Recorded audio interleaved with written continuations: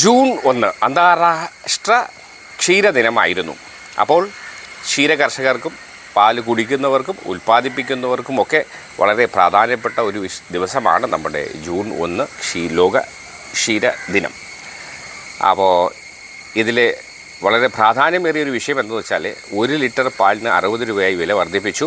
6 രൂപയോളം 1 ലിറ്റർ പാലിന് വില വർദ്ധിപ്പിച്ചിട്ടുണ്ട്. കർഷകരെ സംരക്ഷിക്കാനാണ്, അവരുടെ ഉന്നമനത്തിന് വേണ്ടി എന്നൊക്കെയാണ് വെപ്പ്. അപ്പോൾ എന്താണ് നമ്മുടെ ഈ ക്ഷീരവകുപ്പ് മന്ത്രി ബിന്ദു കൃഷ്ണയ്ക്കും നമ്മുടെ മുഖ്യമന്ത്രിക്കും എന്താണ് നമ്മോട് പറയാനുള്ളത്? എന്താണ് അവരുടെ ഭാവി പരിപാടികൾ? അതൊന്ന് കേട്ടാലോ. ഐക്യരാഷ്ട്ര സഭയുടെ കീഴിലുള്ള ഭക്ഷ്യ കാർഷിക സംഘടനയുടെ ആഹ്വാനപ്രകാരം 2001 മുതൽ എല്ലാ വർഷവും ജൂൺ 1 തീയതി ലോക ക്ഷീരദിനമായി കൊണ്ടാടുന്നു. പാലിനെ ആഗോള ഭക്ഷണം, ഗ്ലോബൽ ഫുഡ് ആയി കണ്ട് അതിൻ്റെ പ്രാധാന്യം മനസ്സിലാക്കുക എന്നതാണ് ഈ ദിന ആചരണത്തിൻ്റെ ഉദ്ദേശം. ക്ഷീരോത്പാദക മേഖലയിലെ വിവിധ പ്രവർത്തനങ്ങളെക്കുറിച്ച് അവബോധം സൃഷ്ടിക്കാനും ഈ ദിനം ഉപയോഗിക്കുന്നു. സാമൂഹിക സാമ്പത്തിക നട്ടെല്ലായി ക്ഷീരമേഖല വികസിക്കുന്നു എന്നുള്ളത് നമ്മളെ ഏവരെയും എല്ലാവർക്കും അഭിമാനിക്കാവുന്ന ഒരു സംഗതിയാണ്. ഐക്യരാഷ്ട്രസഭയുടെ കീഴിലുള്ള ഫുഡ് ആൻഡ് അഗ്രികൾച്ചർ ഓർഗനൈസേഷൻ തുടക്കം കുറിച്ച ലോക ക്ഷീരദിനത്തിൻ്റെ ഈ വർഷത്തെ പ്രമേയം ഇവിടെ സൂചിപ്പിക്കപ്പെട്ടതുപോലെ സെലിബ്രേറ്റിംഗ് വിമൻ ഫാമേഴ്സ് എന്നുള്ളതാണ്. വനിതാ കർഷകർ, ക്ഷീര കർഷകർ, അവരുടെ അർപ്പണബോധവും അവരുടെ പ്രയത്നവും നമ്മൾ അംഗീകരിക്കുകയും ആദരിക്കുകയും കൂടിയാണ്.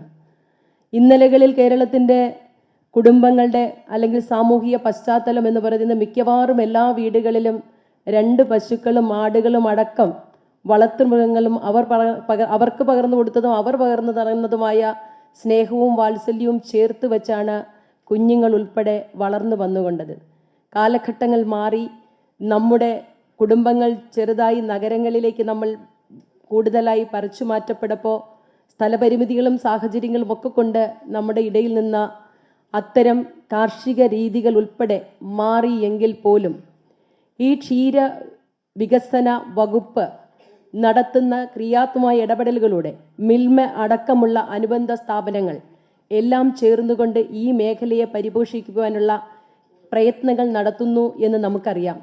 ഇവിടെ സൂചിപ്പിക്കപ്പെട്ടതുപോലെ 8 ലക്ഷത്തോളം കർഷകർ പണിയെടുക്കുന്ന ഒരു മേഖല. പാൽ ഉൽപാദനത്തിൽ സംസ്ഥാനം ഇവിടെ പറഞ്ഞതുപോലെ കുറവുണ്ട്. ആ കുറവുകൾ പരിഹരിച്ചുകൊണ്ട് സ്വയം പര്യാപ്തത കൈവരിക്കുക എന്നുള്ളതാണ് ഈ വകുപ്പിൻ്റെ പ്രധാന ലക്ഷ്യമായി ഈ ക്ഷീരദിനത്തിൽ ഉറക്കെ പറയുവാൻ ഞങ്ങൾ ആഗ്രഹിക്കുന്നത്. അതിനുള്ള ശ്രമങ്ങൾ ആത്മാർത്ഥമായി വകുപ്പ് നടത്തുക തന്നെ ചെയ്യും. ക്ഷീരമേഖലയിൽ നിരവധിയായ പ്രശ്നങ്ങൾ നാം നേരിടുന്നുണ്ട്. ഉൽപാദന ചെലവിലുള്ള ക്രമാതീതമായ വർധനവ് കർഷകരെ ഏറെ പ്രയാസപ്പെടുത്തുന്നുണ്ട്. തീറ്റ വസ്തുക്കളുടെ ലഭ്യതക്കുറവും അതോടൊപ്പം തന്നെ കാലാവസ്ഥാ വ്യതിയാനം മൂലമുള്ള രോഗപീഠകൾ, അങ്ങനെ പാൽവിലയിൽ മതിയായ വരുമാനം ലഭിക്കാത്തതുൾപ്പെടെയുള്ള യുവാക്കളുടെ താല്പര്യക്കുറവ് ഈ മേഖലയിലേക്ക് വരുന്നത് അടക്കമുള്ള നിരവധിയായ പ്രശ്നങ്ങൾ നമ്മൾ അഭിമുഖീകരിക്കുന്നുണ്ട്. പക്ഷേ അതിനെ അതിജീവിക്കുക എന്നുള്ളതാണ് നമ്മുടെ ഉത്തരവാദിത്വം. പ്രിയപ്പെട്ട മുഖ്യമന്ത്രിയുടെ നിർദ്ദേശത്തിൽ നമ്മളെല്ലാവരും എത്രയും കൂടുതൽ സമയവും അതോടൊപ്പം ആധുനിക സാങ്കേതിക വിദ്യകളും കൂടി ചേർത്ത് വെച്ചുകൊണ്ട് ഇത്തരം പ്രതിസന്ധികളെ അതിജീവിച്ച് മുന്നോട്ട് പോവുക എന്നുള്ളതാണ് നമ്മളുടെ തീരുമാനം. കുറഞ്ഞ നിരക്കിൽ തീറ്റ വസ്തുക്കൾ ലഭ്യമാക്കുന്നതിനാവശ്യമായ നടപടികൾ എടുക്കും. ന്യായമായ പാൽവില കർഷകർക്ക് ഉറപ്പാക്കണം. പക്ഷേ പാൽവില നിരന്തരമായി കൂട്ടിക്കൊണ്ടിരുന്നാൽ ഈ സംസ്ഥാനത്തെ സാധാരണക്കാരായ ജനതയ്ക്ക്, പ്രത്യേകിച്ചും പാവപ്പെട്ടവർക്കും ഇടത്തരക്കാർക്കും താഴ്ന്ന ഇടത്തരക്കാർക്കും ഒക്കെ അത് പ്രയാസമായി മാറും. അതുകൊണ്ട് ആൾട്ടർനേറ്റീവായിട്ടുള്ള വഴികൾ കൂടി കണ്ടുകൊണ്ട് നമുക്ക് മുന്നോട്ട് പോകേണ്ടതായിട്ടുണ്ട്. യന്ത്രവൽക്കരണ സാധ്യതകൾ പ്രയോജനപ്പെടുത്തി തൊഴിലാളി ക്ഷാമവും അത്തരം കാര്യങ്ങൾ നിയന്ത്രിക്കുന്ന കാര്യങ്ങൾ കൂടി നമ്മൾ ഉൾപ്പെടുത്തുന്നുണ്ട്. ഒപ്പം മിൽമയുടെ നേതൃത്വത്തിൽ ക്ഷീര കർഷകരെയും ക്ഷീര സംഘങ്ങളെയും ശാക്തീകരിക്കാനുള്ള കർമ്മ പരിപാടികൾ എന്നതടക്കം നൂതനമായ കർമ്മ പരിപാടികൾ ഈ മേഖലയിൽ നടപ്പാക്കിക്കൊണ്ട് നമ്മുടെ ലക്ഷ്യത്തിലേക്ക്, സ്വയം പര്യാപ്തതയിലേക്ക്, പാലും പാലുൽപ്പന്നങ്ങളും നമ്മുടെ സാമൂഹ്യ ജീവിതത്തിൻ്റെ ഏറ്റവും അടിസ്ഥാനപരമായ കാര്യമെന്ന ബോധ്യത്തോടു കൂടി തന്നെ നമുക്ക് നടപ്പാക്കി മുന്നോട്ട് പോകാം. ഈ ക്ഷീരദിനത്തിൽ നാം പ്രതിജ്ഞാബദ്ധരായി നമ്മുടെ സംസ്ഥാനത്തെ ഈ മേഖലയിലെ സാധാരണക്കാരായ കർഷകര്, സ്ത്രീകൾ ഉൾപ്പെടെയുള്ള കർഷകര്, അവരെ ചേർത്ത് നിർത്തിക്കൊണ്ട് കൂടുതൽ പേരെ ഈ മേഖലയിലേക്ക് ആകർഷിക്കുന്ന പ്രവർത്തന പരിപാടികൾ ആവിഷ്കരിച്ച് നടപ്പിലാക്കിക്കൊണ്ട് മുന്നോട്ട് പോകാം എന്ന് പറഞ്ഞുകൊണ്ട് ഈ സമ്മേളനത്തിൽ പങ്കെടുത്ത എല്ലാവരെയും വകുപ്പിന് വേണ്ടി അഭിവാദ്യം ചെയ്തുകൊണ്ട് നിങ്ങളുടെ എല്ലാവരുടെയും പിന്തുണ സംസ്ഥാനത്തെ ക്ഷീരവികസന വകുപ്പിന് ഉണ്ടാകണമെന്നുകൂടി അഭ്യർത്ഥിച്ചുകൊണ്ട് നിർത്തുന്നു. നന്ദി, നമസ്കാരം.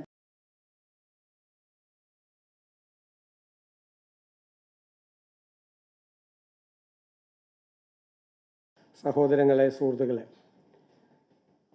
ഞാൻ നിങ്ങൾക്ക് എല്ലാവർക്കും ആദ്യമായി ലോക ക്ഷീരദിനത്തിൽ ക്ഷീരദിന ആശംസകൾ നേരുകയാണ്. ഞാൻ നിയമസഭയിൽ സഹപ്രവർത്തകരുടെ ഇടയിൽ അറിയപ്പെട്ടിരുന്നത് ക്ഷീര കർഷകരുടെ വക്താവായിട്ടാണ്. കഴിഞ്ഞ 25 വർഷം ഞാൻ അഭിമാനത്തോടെ പറയും, ഏറ്റവും കൂടുതൽ ക്ഷീര കർഷകർക്ക് വേണ്ടി സംസാരിച്ചിട്ടുള്ള MLA ഞാനാണ്. അത് കഴിഞ്ഞിട്ട് രണ്ടാമതൊരാൾ. ബില്ല് വരുമ്പോഴും എല്ലാ കാര്യത്തിലും സംസാരിക്കും. കാരണം അതിനൊരു പശ്ചാത്തലമുണ്ട്. ഞങ്ങളുടെ എല്ലാം ഗ്രാമത്തിൽ പശുക്കളെ വളർത്തിയിരുന്ന ധാരാളം സ്ത്രീകളെയും ക്ഷീര കർഷകരെയും എനിക്ക് നേരിട്ടറിയാമായിരുന്നു. എൻ്റെ ഗ്രാമത്തിൽ, എൻ്റെ വീട്ടിൽ പശുക്കളെ വളർത്തിയിരുന്നു. പശുവിനെ വളർത്തുന്നതിൻ്റെ ഒരു പ്രയാസവും അതിൻ്റെ വിഷമവും അതിൻ്റെ ദുഃഖവും എല്ലാം നേരിട്ട് അനുഭവിച്ചറിഞ്ഞിട്ടുള്ള ഒരാളാണ് ഞാൻ. വീട്ടിലെ ക്ഷീരവകുപ്പിൻ്റെ മന്ത്രി അമ്മ തന്നെയായിരുന്നു. വെളുപ്പിനെ എഴുന്നേറ്റ് തൊഴുത്ത് കഴുകി ഉൾപ്പെടെയുള്ള കാര്യങ്ങൾ ചെയ്യുക, കറക്കാൻ വേണ്ടി മാത്രമാണ് ആളുകൾ വന്നിരുന്നത്. അമ്മയെ സഹായിക്കുക. ആൺകുട്ടികൾ മാത്രമുള്ളത് കൊണ്ട് ഞാൻ തൊഴുത്ത് കഴുകിയിട്ടുണ്ട്, പശുവിനെ കുളിപ്പിച്ചിട്ടുണ്ട്, പുല്ല് വെട്ടിയിട്ടുണ്ട്, വൈക്കോൽ തുറുവിൽ നിന്ന് വൈക്കോൽ എടുത്തിട്ട് അവിടെ സഹായിക്കാൻ വേണ്ടിയിട്ട് കൊണ്ടുപോയിട്ടുണ്ട്. കൊണ്ടുപോയി കൊടുക്കാൻ പറയുമ്പോൾ കൊണ്ടുപോയി കൊടുത്തിട്ടുണ്ട്. അതിലൊരു രഹസ്യം കൂടിയുണ്ട്. ഇതിൽ നിന്ന് പുറത്ത് പാല് വിൽക്കുമായിരുന്നു. പാല് വാങ്ങിക്കാൻ വന്നവർക്ക് പാൽ അളന്നു കൊടുത്തിട്ടുണ്ട്. ഇതിലൊരു രഹസ്യം കൂടിയുണ്ട്. ഇത് അമ്മയുടെ സ്വകാര്യ സമ്പാദ്യമായിരുന്നു. ഇതിൽ നിന്നുള്ള വരുമാനം അതിൽ നിന്ന് സ്വാധീനിച്ച് ഇടയ്ക്കിടയ്ക്ക് പൈസ മേടിക്കുമായിരുന്നു, കോളേജിൽ പഠിക്കുമ്പോൾ പോലും. അത് കണ്ടിട്ടുണ്ട്. പക്ഷെ അന്ന് വൈക്കോലും പുല്ലും മതി. കാലിത്തീറ്റയൊക്കെ പശുവിന് കിട്ടുന്നത് നമ്മൾ ഓണത്തിനും വിഷുവിനും പായസം വെക്കണമല്ല, പല കാലത്തുമാണ് പശുവിന് കിട്ടുന്നത്. നല്ല പുല്ലും നല്ല വൈക്കോലും ഇഷ്ടം പോലെ ഉണ്ടായിരുന്നു. ഇപ്പോൾ ക്ഷീരകർഷകർ നേരിടുന്ന ഏറ്റവും വലിയ പ്രതിസന്ധി എന്താ? പുല്ലുമില്ല, വൈക്കോലും ഇല്ല, അല്ലേ? വളരെ കുറവ്. എനിക്ക് സത്യം പറഞ്ഞാൽ ഈ തൊഴിലുറപ്പ് പദ്ധതിക്കാർ പുല്ല് വെട്ടറാകുമ്പോൾ എനിക്ക് ദേഷ്യം വരും. കാരണം പുല്ല് പശുവിനുള്ളതാണെന്നാണ് നമ്മുടെ ധാരണ, ചെറുപ്പത്തിലെ മുതലുള്ള ധാരണ. ഇന്ന് പക്ഷേ നമ്മുടെ നാട്ടിൽ ഈ കാർഷിക മേഖല തകർന്നപ്പോൾ, ഇപ്പോൾ വന്യജീവി ആക്രമണം കൊണ്ട് ഭൂമിക്കടിയിലൊരു കൃഷിയും ചെയ്യാൻ പറ്റുന്നില്ല. മൈഗ്രേറ്റ് ചെയ്ത കർഷകരെല്ലാം ചെയ്തിരുന്നത് കപ്പ, ചേന, ചേമ്പ് ഇതൊക്കെയായിരുന്നു. പന്നി വന്നിട്ട് ഭൂമിക്കടിയിൽ ഒരു കൃഷിയും നടക്കുന്നില്ല. വാഴ വന്ന് ആന നശിപ്പിക്കുകയാണ്. നാളികേരം മഞ്ഞങ്ങ പരുവത്തിൽ കുരങ്ങനിട്ടുകൊണ്ട് പോവുകയാണ്. ആന വന്ന് എല്ലാം ചവിട്ടി നശിപ്പിക്കുകയാണ്. ഇപ്പോൾ കർഷകർ സത്യത്തിൽ മലയോരത്തെ കർഷകരിൽ പലരും ജീവിക്കുന്നത് പശുവിനെ കറന്ന് ആ പാല് വിറ്റിട്ടാണ് ജീവിക്കുന്നത്. വലിയ ആശ്രയമായിട്ട് ആളുകളുടെ മാറുകയാണ്. പക്ഷെ കാലിത്തീറ്റയുടെ വില, പണ്ട് ഞാൻ സി ദിവാകരൻ സാറ് മന്ത്രിയായിരിക്കുന്ന സമയത്ത് ഒരിക്കൽ ഇത് കൂട്ടി, പാലിൻ്റെ വില കൂട്ടി. പാലിൻ്റെ വില കൂട്ടിക്കഴിഞ്ഞപ്പോൾ ഒരു കൂട്ടിയ വില നോക്കിക്കഴിഞ്ഞാൽ ഒരാഴ്ച ഡെയിലി 5 ലിറ്റർ പാലളക്കുന്നതിന് 7 ദിവസം 35 രൂപ കൂടുതൽ കിട്ടുമായിരുന്നു. ആർക്ക്? പാലിൻ്റെ വില കൂട്ടിയപ്പോൾ കർഷകന്. അപ്പോൾ എന്ത് ചെയ്യുന്ന വെച്ചാൽ കാലിത്തീറ്റക്കാരപ്പോൾ 50 രൂപ കൂട്ടി. അപ്പോൾ സത്യത്തിൽ കർഷകന് നഷ്ടമായി. പാലിൻ്റെ വില കൂട്ടുമ്പോൾ ഈ കാലിത്തീറ്റക്കാർ അപ്പോൾ കാലിത്തീറ്റയുടെയും വില കൂട്ടും. അതുകൊണ്ട് ഈ പാലിൻ്റെ വില കൂട്ടുന്നതിൻ്റെ ഗുണം ക്ഷീരകർഷകർക്ക് പലപ്പോഴും ലഭിക്കാറില്ല. ഞാൻ വലിയ ബഹള അസംബ്ലിയിൽ ഉണ്ടാക്കിയ ഒരാളാണ്. പിന്നെ എനിക്ക് വേറൊരു കാര്യം പറയാനുണ്ട്. പാലിൻ്റെ വില കൂട്ടുമ്പോൾ അതിനെ എതിർക്കാത്ത കേരളത്തിലെ ആദ്യത്തെ പ്രതിപക്ഷം ഞങ്ങളുടേതാണ്. ഞാൻ സമ്മതിക്കില്ല എതിർക്കാൻ. മാത്രമല്ല, മിൽമയിലേക്ക് ഒരു സമരം നടത്തിയിട്ടുണ്ട്, വില കൂട്ടണമെന്നും പറഞ്ഞു. ഈ പ്രാവശ്യം കൂട്ടിയപ്പോഴല്ല, ഇപ്പം കൂട്ടിയതിൻ്റെ കേട് എൻ്റെ തലയിലായിരിക്കണം. നമ്മൾ വന്നതിന് ശേഷം കൂട്ടിയാന്നിരിക്കണം. ഈ മണിയാശാനൊക്കെ നേരത്തെ പോയി ഇതെല്ലാം ശരിയാക്കി എല്ലാം ഓർഡറൊക്കെ ഇറക്കിയിട്ട് ഇപ്പം അതങ്ങ് പ്രഖ്യാപിച്ചെന്ന് മാത്രമേ ഉള്ളൂ. ശരിയല്ലേ? എന്നാലും ഞാൻ അതിനെ എതിർത്തില്ല. മന്ത്രി പറഞ്ഞതുപോലെ എപ്പോഴും നമുക്ക് വലിയ കൂട്ടിയാൽ വലിയ എതിർപ്പ് ആളുകളിൽ നിന്ന് വരും. അപ്പോൾ എപ്പോഴും കൂട്ടാതെ ആവശ്യമുള്ള സമയത്ത് ബാക്കിയുള്ള സാധനങ്ങളിലൊക്കെ കൂട്ടുമ്പോൾ വില വർദ്ധിക്കുമ്പോൾ ഇതിന് കൂടുന്നതിന് ഞാൻ എതിരല്ല. കാരണം സാധാരണ രാഷ്ട്രീയക്കാർ ഇതിൽ കൂട്ടുന്നതിനെ എതിർക്കും. കാരണം ഇത് 98% ആളുകൾ ഇത് കൺസ്യൂം ചെയ്യുന്നവരാണ്. അവർക്കാണ് വില. സാധാരണക്കാർക്കൊക്കെ ഈ കുഞ്ഞുങ്ങളൊക്കെ ഉള്ളവർക്കൊക്കെ ബുദ്ധിമുട്ടുണ്ടാവും. പക്ഷെ നമ്മളെപ്പോഴും ആലോചിക്കുന്നത് ആ അധ്വാനമാണ്, ക്ഷീരകർഷകരുടെ അധ്വാനമാണ്. അത് ആലോചിക്കുമ്പോൾ കുപ്പിവെള്ളത്തിന് എത്ര കാശ് വേണമെങ്കിലും മേടിച്ച് കുടിക്കുക, പാല് മേടിക്കുമ്പോൾ ഒരു എന്ന് പറഞ്ഞിട്ടൊരു ഇതുണ്ട്. അത് നമുക്ക് മാറ്റണം. അത് നമുക്ക് മാറ്റിയിട്ട് അവരെ കൂടി നമുക്കൊരു വലിയ അംഗീകരിക്കണം. അവർക്ക് ഏതെല്ലാം തരത്തിൽ നമുക്ക് സപ്പോർട്ട് ചെയ്യാൻ പറ്റുമെന്ന് അറിയിക്കണം. ഞാൻ സ്ത്രീകളെ കുറ്റപ്പെടുത്തി പറയല്ല, നല്ല കാര്യമാണ്. വിരലൊക്കെ നന്നായിട്ട് നെയിൽ പോളിഷൊക്കെ ചെയ്ത് ഭംഗിയായിട്ടുള്ള വിരലുകളൊക്കെ കാണുമ്പോൾ നല്ലതാണ് അല്ലേ? പക്ഷെ ക്ഷീര കർഷകരുടെ സ്ത്രീകളുടെ വിരലുകൾ നിങ്ങൾ കണ്ടിട്ടുണ്ടോ? കുഴിനകം കുത്തിയ വിരലുകളാണ്. കുഴിനകം കുത്തിയ വിരലുകളാണ് അവരുടെ വിരലുകൾ. ശ്രദ്ധിക്കണം. സ്ത്രീകളാണ് ഇതിനകത്ത് ഭൂരിഭാഗം ഈ മേഖലയിൽ പ്രവർത്തിക്കുന്നത്. ഇപ്പോൾ UN ഏറ്റവും നല്ല സ്ലോഗനാണ് സെലിബ്രേറ്റിംഗ് ദ വിമൻ ഫാർമേഴ്സ്.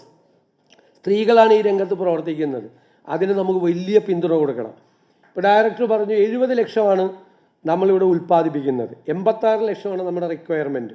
നമ്മൾ പുറത്തുനിന്ന് വരികയാണ് പാല്. സത്യത്തിൽ എനിക്ക് ഈ വകുപ്പ് ഭയങ്കര നോട്ടം ഉണ്ടായിരുന്ന ആളാണ്. ഈ വകുപ്പ് ഞാൻ പിന്നെ ബിന്ദു ആയതുകൊണ്ട് ഇത് നന്നായി നടത്തും എന്ന് ഉറപ്പുള്ളത് കൊണ്ട് ഞാൻ ബിന്ദുവിന് കൊടുത്താണ്. എനിക്ക് ഭയങ്കര ഇഷ്ടമുള്ള വകുപ്പാണ്. അത് നമുക്കൊരു ടാർഗറ്റ് വേണം. നമുക്കൊരു ടാർഗറ്റ് എന്താ? 70 ലക്ഷം ലിറ്ററാണ് ഇപ്പോൾ നമ്മൾ ഉണ്ടാക്കുന്നത്. നമുക്കൊരു 3 വർഷത്തേക്ക് ഒരു ടാർഗറ്റ് ചെയ്യണം. 100 ലക്ഷം ലിറ്റർ, 1 കോടി ലിറ്റർ നമുക്ക് പാൽ ഉൽപ്പാദനം കേരളത്തിൽ വർദ്ധിപ്പിക്കണം. നിങ്ങളത് ചെയ്തു തന്നാൽ ഞാനൊരു വാക്കുകാരിയാണ്. ഇതൊന്നും പുറത്തേക്ക് കയറ്റി അയക്കണ്ട, വേറെ പുറത്തേക്ക് കൊടുക്കും. മൂല്യവർദ്ധിത ഉൽപ്പന്നങ്ങൾ പാലിൻ്റെ ചെയ്യാൻ വേണ്ടിയിട്ടുള്ള ഒരുപാട് സംരംഭങ്ങൾക്ക് ഗവൺമെൻറ് സപ്പോർട്ട് ചെയ്ത് തരാം. ഫുൾ സപ്പോർട്ട് ചെയ്ത് തരാം. അപ്പോൾ ഈ പാലിൻ്റെ ഈ വിലയ്ക്ക് അനുസരിച്ചിട്ടുള്ള ഇത് അവർക്കും കിട്ടും അല്ലേ? തൊഴിലാളികൾക്കും കിട്ടും. നമ്മുടെ സൊസൈറ്റികളാണ് ഇത് ചെയ്യുന്നത്. 3500ഓളം സൊസൈറ്റികൾ കേരളത്തിലുണ്ട്. മിൽമ വലിയ പങ്ക് കേരളത്തിലെ ക്ഷീരോത്പാദനത്തിൽ വലിയ പങ്ക് വഹിച്ചിട്ടുള്ള സ്ഥാപനമാണ് മിൽമ അല്ലേ? നമുക്ക് മറക്കാൻ പറ്റില്ല. എന്നിട്ടും എനിക്ക് തോന്നുന്നത് സൊസൈറ്റികളുടെ കീഴിൽ ഒരു 50% താഴെ ഉണ്ടാവുള്ളൂ ക്ഷീര കർഷകർ. കൂടുതൽ ആളുകളെ സൊസൈറ്റികളുടെ കീഴിൽ കൊണ്ടുവരാൻ ശ്രമിക്കണം. അതിൻ്റെ അകത്തൊക്കെ ഒരു വല്ലാത്ത രാഷ്ട്രീയമൊക്കെ മാറ്റി വെച്ചിട്ട് അവരെ സഹായിക്കാൻ വേണ്ടിയിട്ടുള്ള നിരവധി പദ്ധതികൾ സൊസൈറ്റികൾക്കും നമ്മൾ നല്ല ബാക്കപ്പ് തരാം, നല്ല പിന്തുണ തരാം.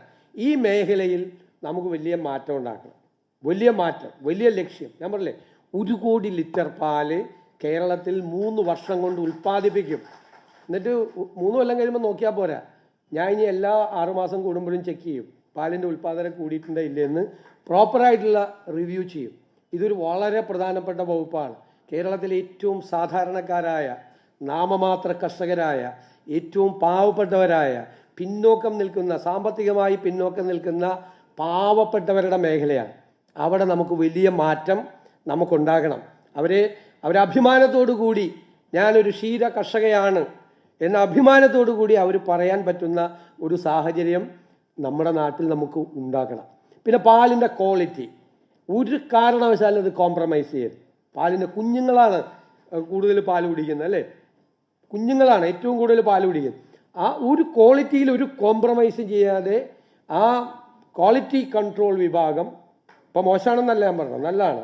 പക്ഷെ അത് കുറേ കൂടി ഇമ്പ്രൂവ് ചെയ്ത് ഏറ്റവും ലേറ്റസ്റ്റ് ആയിട്ടുള്ള ടെക്നോളജി എല്ലാം അവൈൽ ചെയ്ത് ഇത് അളക്കാനും മനസ്സിലാക്കാനും ഒക്കെ ഉള്ളത് റാൻഡമായിട്ടുള്ള ചെക്കിങ് നടത്തി ഇതിൽ മായം ചേർത്താൽ, പാലിൽ മായം ചേർത്താൽ അത് പിടിക്കപ്പെടും എന്നുള്ളൊരു ഭയം ഈ രംഗത്തുണ്ടാകണം. ഒരു തരത്തിലും മായം ചേർക്കാൻ അനുവദിക്കാതെ നല്ല ശുദ്ധമായ പശുവിൻ പാൽ ആളുകൾക്ക് കിട്ടുന്ന തരത്തിലേക്കുള്ളൊരു ക്വാളിറ്റി നമുക്ക് പറയണം. കേരളത്തിലാണ് ഏറ്റവും നല്ല ക്വാളിറ്റിയുള്ള പശുവിൻ പാലുള്ളത് എന്ന് നമുക്ക് പല കാര്യങ്ങളും നമുക്ക് 1ാം സ്ഥാനത്ത് എത്താൻ പറ്റും.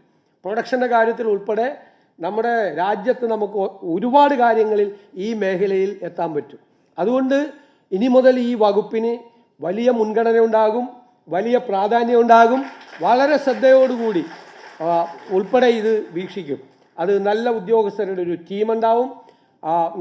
അവരെല്ലാവരും ചേർന്നുകൊണ്ട് അവർക്കെല്ലാം എല്ലാ സപ്പോർട്ടും ചെയ്തു കൊടുത്ത് പുത്തൻ പദ്ധതികൾ ആവിഷ്കരിച്ച് ഈ കാലിത്തീറ്റയുടെ മാർക്കറ്റ് ഇൻ്റർവെൻഷൻ ഗവൺമെൻറ് ചെയ്യണമെന്നാണ് എൻ്റെ അഭിപ്രായം. തോന്നിയതുപോലെ ആളുകൾക്ക് കാലിത്തീറ്റ കൂട്ടാതെ ഗവൺമെൻറ്റിൻ്റെ ഒരു ഇടപെടൽ കൂടി അതിൻ്റെ അകത്ത് നല്ല രീതിയിലുണ്ടാകണം. തോന്നുമ്പോൾ കാലിത്തീറ്റ കൂട്ടി ഈ ക്ഷീര കർഷകരെ ദ്രോഹിക്കാൻ പറ്റില്ല. പാലിന് വില കൂട്ടിയാൽ അപ്പോഴാണ് ഇത് കൂട്ടാൻ പറ്റുന്നത്. ഞാൻ എപ്പോഴും ശ്രദ്ധിക്കും, പാലിന് വില കൂട്ടിയ ആദ്യത്തെ 2 ആഴ്ച ഞാൻ എപ്പോഴും ശ്രദ്ധിക്കും, ഇത് കാലിത്തീറ്റയ്ക്ക് വില കൂടും. അപ്പം അതിൻ്റെ കിട്ടുന്നതിൻ്റെ ആ ലാഭം പോയില്ലേ അല്ലേ? അല്ലെങ്കിൽ ഒരു വിഷമമുള്ളത് കൊണ്ടല്ലേ നമ്മളത് കൊടുക്കുന്നത്, അത് കൊടുക്കണം. പിന്നെ ഈ കാലിത്തീറ്റ ഈ പുല്ലിൻ്റെ കൃഷി കുറേ കൂടെ വ്യാപകമാക്കി, കുറേ കൂടി ഈ കാലിത്തീറ്റയെ കൂടുതൽ ആശ്രയിക്കാതെ അത് ചെയ്യുന്നതിന് വേണ്ടിയിട്ടുള്ള ഒരു സംവിധാനം കൂടി നമുക്ക് പ്രത്യേകമായി ശ്രദ്ധിക്കണം. ലോക്കൽ ബോഡികളെ കോർഡിനേറ്റ് ചെയ്യണം. സബ്സിഡി, കാലിത്തീറ്റ സബ്സിഡി എല്ലാം ഒരു കമ്പോണൻ്റായിട്ട് ലോക്കൽ ബോഡികളിൽ വെക്കാൻ പറയണം. ജില്ലാ പഞ്ചായത്തിൻ്റെ, ബ്ലോക്ക് പഞ്ചായത്തിൻ്റെ, ഗ്രാമപഞ്ചായത്തിൻ്റെ എല്ലാം പദ്ധതികളെ ഒരു കമ്പോണൻ്റ്, വലിയ എമൗണ്ട് ഒന്നും നമ്മൾ ചോദിക്കണ്ട, ഒരു കമ്പോണൻ്റ് കാലിത്തീറ്റ സബ്സിഡിക്കായിട്ട് വെക്കാൻ പറ്റണം. നമുക്ക് കാലിത്തീറ്റ സബ്സിഡി കൊടുക്കുമ്പോൾ ഇവന്മാർ കൂട്ടരുത്, വീണ്ടും ഇവർ കൂട്ടരുത്, നമ്മൾ സബ്സിഡി കൊടുക്കുമ്പോൾ അവർ കൂട്ടരുത്. ആ സബ്സിഡിയുടെ പ്രയോജനം ക്ഷീരകർഷകർക്ക് കിട്ടുന്ന തരത്തിൽ എന്തായാലും അതിൻ്റെ ലീഗലായിട്ടുള്ള വഴികളൊക്കെ നമുക്ക് ആലോചിക്കാം. ഈ മാർക്കറ്റ് വിലയെ നിയന്ത്രിക്കാൻ വേണ്ടിയിട്ടുള്ള ഒരു ഇടപെടൽ ഗവൺമെൻറ്റിൻ്റെ ഭാഗത്തുനിന്ന് കൂടി ഉണ്ടാവും. നമുക്കൊരു സമഗ്രമായ ഒരു ക്ഷീരവികസന പദ്ധതി വലിയ ടാർഗറ്റോടുകൂടി ഈ പറഞ്ഞതുപോലെ 1 കോടി ലിറ്റർ മനസ്സിലെല്ലാവരും വേണം. മിൽമ ഡയറക്ടർ ബോർഡ് അംഗങ്ങൾ എല്ലാവരും ഇവിടെ ഉണ്ട്. എല്ലാവരുടെയും, ഈ മേഖലയിൽ പ്രവർത്തിക്കുന്ന എല്ലാവരുടെയും മനസ്സിലെ ടാർഗറ്റ് അതായിരിക്കണം. അതിന് ഏതെല്ലാം തരത്തിൽ അവരെ ക്ഷീര കർഷകരെ നമുക്ക് സഹായിക്കാൻ പറ്റും, അതിൻ്റെ കൂടെ സർക്കാരുണ്ട് എന്നുള്ള വാക്ക് ഞാൻ നിങ്ങൾക്ക് എല്ലാവർക്കും നൽകിക്കൊണ്ട് നിങ്ങളുടെ എല്ലാവരുടെയും അനുവാദത്തോടെ ലോക ക്ഷീര ദിനം അതിൻ്റെ സംസ്ഥാനതല ഉദ്ഘാടനവും ശില്പശാലയും ഉദ്ഘാടനം ചെയ്തതായി അറിയിക്കുന്നു. നന്ദി.